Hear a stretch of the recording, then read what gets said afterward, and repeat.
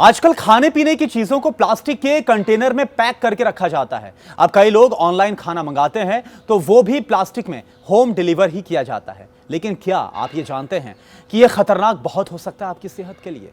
कर्नाटक में आपको पता ही होगा कि हाल ही में इडली में प्लास्टिक के इस्तेमाल को लेकर फूड सेफ्टी विभाग की तरफ से अलर्ट किया गया, सतर्क किया गया, इस पर कार्रवाई हुई है।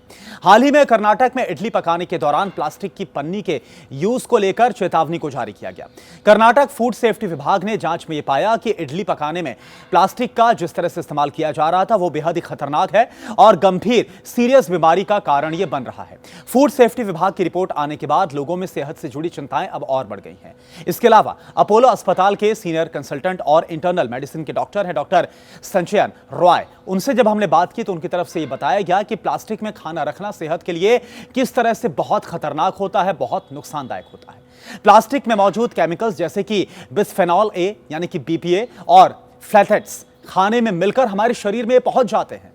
ये केमिकल्स हमारे हार्मोनल बैलेंस को बिगाड़ सकते हैं, जिससे कि कई तरह की बहुत ही खतरनाक सीरियस बीमारियां हमें ग्रसित कर सकती हैं।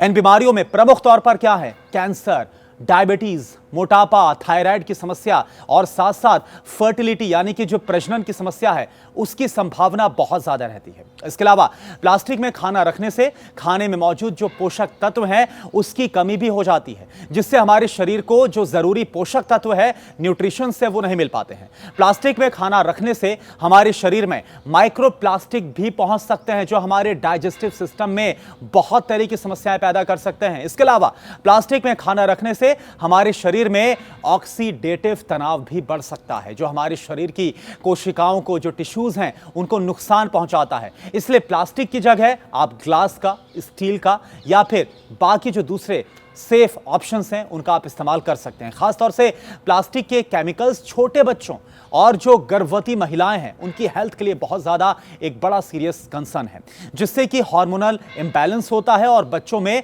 उनके डेवलपमेंट इश्यूज भी सामने आते हैं। तो प्लीज प्लास्टिक का जितना कम हो सकता है और पूरी तरह से अगर आप एलिमिनेट कर सकते हैं तो प्लास्टिक का इस्तेमाल आप बंद कर दीजिए।